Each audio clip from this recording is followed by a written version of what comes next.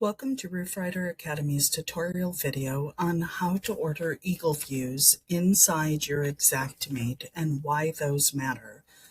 This is an easy step-by-step guide of how a contractor can order an Eagleview inside their Xactimate for accurate measurements and easy integration. First thing that you will want to do is add in your new project. When you add in your new project, it is important that any project that you are adding in will have all of the information created. So we're going to go ahead and open up a new project.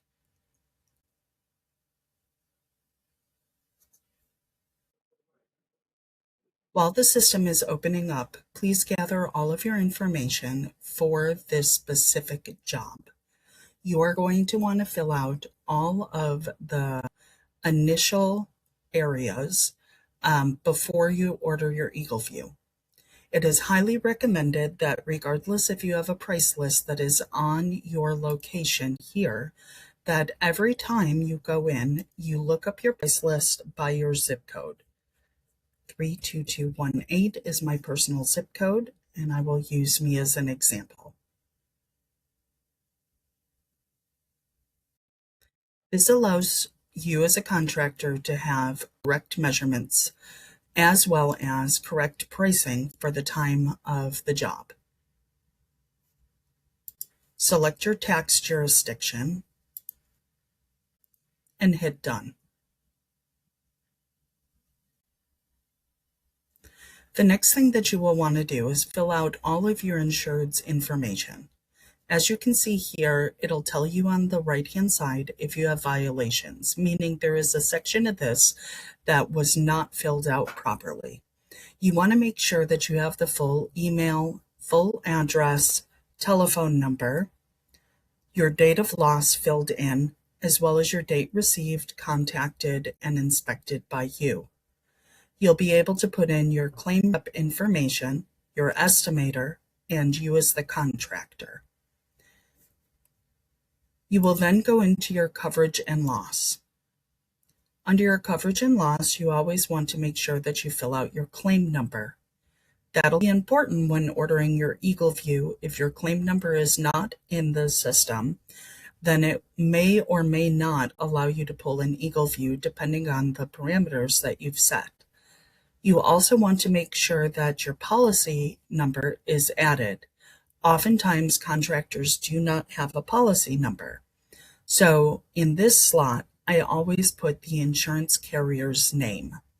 Now remember that this is set up for an apples-to-apples comparison as an insurance carrier versus as a contractor, because you always want to work on the same system that the insurance carriers are also working on. Your price list will then also show up here, along with your tax jurisdiction. You'll want to go ahead and scroll down and make sure that you always have your overhead and profit filled in, as well as your max depreciation at 10% for recoverable. Most insurance carriers require you to have a recoverable depreciation. You'll also want to put in your company header, any opening and closing statements that you've already saved. Once you have this finished, you'll want to go ahead and save and exit the project. Now you'll be ready to actually order the Eagleview. I'm going to use Faisal as my example. Faisal was entered exactly how I showed you. In order to order the Eagleview itself, you'll want to click on Faisal and a blue bar will show up on the right-hand side. If your Eagleview rep has set you up already, you'll be able to hit Request Data.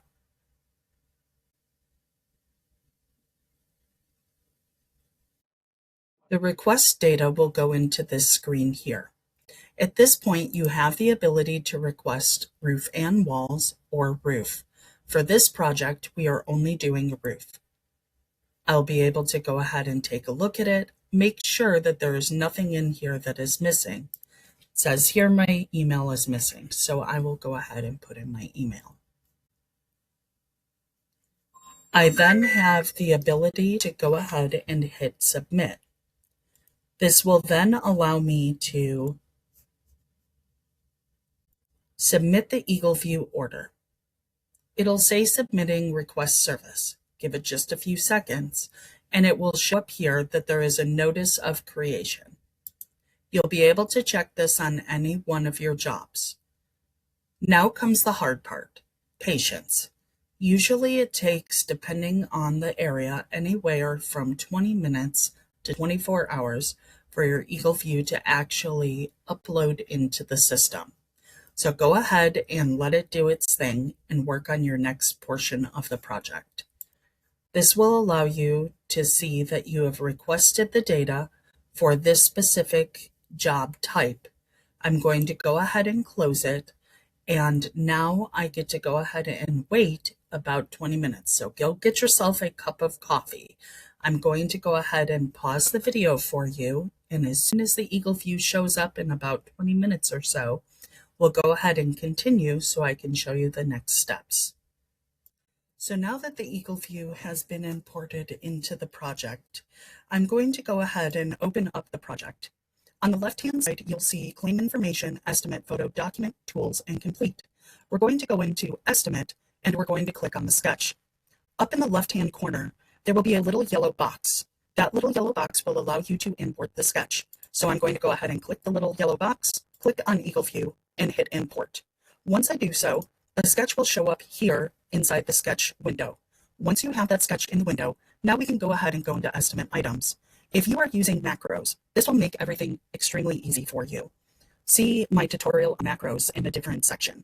On your left-hand side here, this is extremely important. You want to always go ahead and use the roof 1 or roof 2, depending on if there is a garage, section. Go ahead and highlight it, go into your top line item, and drop in whichever macro you have set up for your roof. I'm going to go ahead and use the example that I set here because it's got all of my penetrations listed in it. Under my calculations, my macro is set up. I have squares SQ under calculations, SQ times 1.15, which is the suggested waste factor in this job, SQ times 100 for my seam tape barrier, and so on and so forth.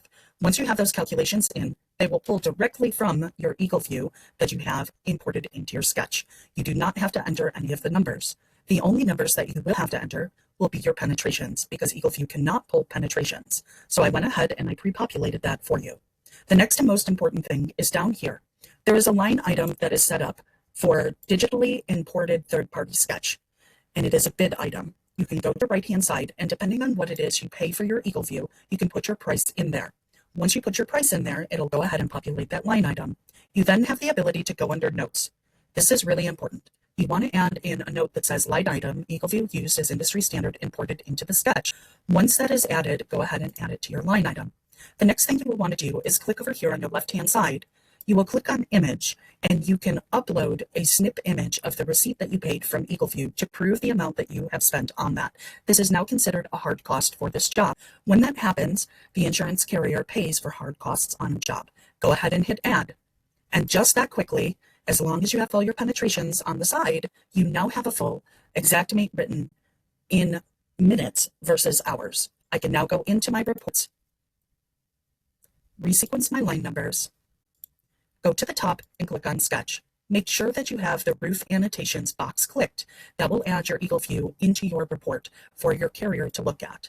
And you can go ahead and hit preview.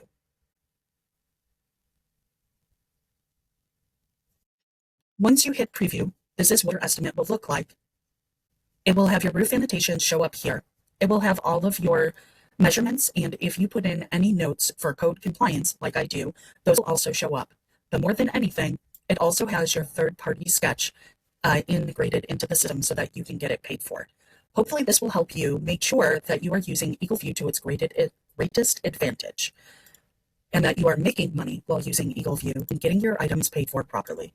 With that in mind, we're going to go ahead and stop this tutorial.